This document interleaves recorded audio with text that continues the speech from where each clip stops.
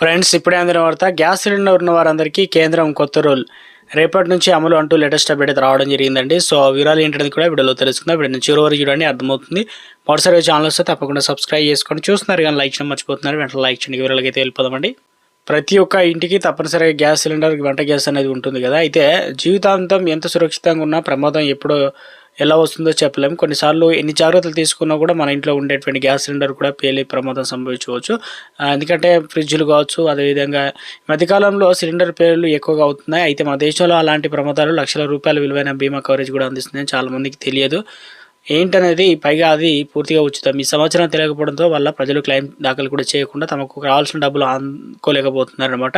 మరి ఈ విషయం మీకు తెలుసా లేదా? ఒకవేళ క్లియర్గా తెలుసుకుని ఎవరికైనా తెలియకపోయినా చెప్పడానికి ఉంటుంది. కాబట్టి సిలిండర్ పేలి ప్రమాదం సంభవిస్తే ఎలా క్లెయిమ్ చేసుకోవాలి, అదేవిధంగా ఎంత డబ్బు వస్తుందనే వివరాలు అనేది ఇప్పుడు తెలుసుకుందాం. ఎల్పిజి సంబంధించిన ప్రమాదాల వల్ల ప్రభావితం వారికి తక్షణ ఉపశమనం అందించడానికి ఆయిల్ మార్కెటింగ్ కంపెనీలు, ఓఎంసీలు పౌర బాధ్యత విధానం తీసుకువచ్చిందనమాట. చమురు పరిశ్రమల కింద సమగ్ర బీమా పాలసీలను అయితే అందిస్తున్నాయి. ఈ బీమా ఓఎంసీలో నమోదు చేసుకున్నటువంటి ఎల్పీజీ వినియోగదారులకు వర్తిస్తుంది అనమాట. అగ్ని ప్రమాదానికి కారణంగా ఎల్పీజీ అయినటువంటి సందర్భాల్లో మాత్రమే ప్రజా బాధ్యత బీమా పాలసీలు వర్తిస్తుంది.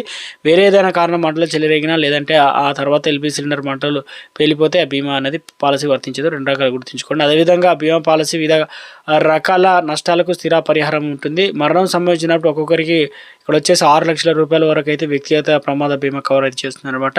ఒకవేళ గాయమై చికిత్స, వైద్య ఖర్చులకు సంబంధించినప్పుడు ఒక్కొక్కరిగా 2 లక్షల రూపాయల వరకు కవర్ చేయబడుతుంది. అయితే ఒకే ప్రమాదానికి మొత్తం వైద్య కవర్ పరిమితం 3 లక్షల వరకు అయితే ఉంటుంది. ఇంట్లో అగ్ని ప్రమాదం లేదా ఆస్తి నష్టం సంభవించినప్పుడు కస్టమర్ రిజిస్టర్ చిరునామాతో 2 లక్షల వరకు అయితే పరిహారం అందించబడుతుంది. ముఖ్యంగా ఈ మొత్తం కూడా బీమా వినియోగదారులకు అదనపు ఖర్చులు లేకుండా అందుబాటులో అయితే ఉంటుంది. ఎందుకంటే ప్రీమియం చమురు కంపెనీలే చెల్లిస్తాయి అనమాట. ఎలా క్లెయిమ్ చేయాలన్న దానిపైన మీ ఇంట్లో గ్యాస్ సిలిండర్ సంబంధిత ప్రమాదం జరిగితే మీరు ముందుగా సమీపంలోని పోలీస్ స్టేషన్కు ఫిర్యాదు చేయాలి. మీరు మీ ఎల్పిజి పంపిణీదారునికి సంఘటన గురించి లిఖితపూర్వకంగా తెలియజేయాలన్నమాట. ఆ తర్వాత గ్యాస్ కంపెనీలు సంఘటనను కూడా దర్యాప్తు చేస్తుందన్నమాట.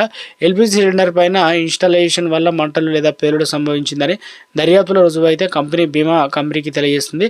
సో ఇక అదేవిధంగా క్లెయిమ్లకు పోలీసులు ఎఫ్ఐఆర్ కాపీని కూడా, వైద్య బిల్లులు కూడా, వైద్యుడు ప్రిస్క్రిప్షన్, ఆసుపత్రి డిశ్చార్జ్ స్లిప్పులు, మరణం సంభవించినప్పుడు మరణ ధృవీకరణ పత్రం, పోస్ట్ మార్టం నివేదిక, ఆస్తి నష్టం ఫోటోలు కూడా అవసరం. చమురు కంపెనీ బీమా కంపెనీతో కలిసి క్లెయిమ్ను ప్రాసెస్ చేస్తుంది. నిబంధనల ప్రకారం పరిహారం నేరుగా పంపిణీ చేయబడుతుంది అనమాట.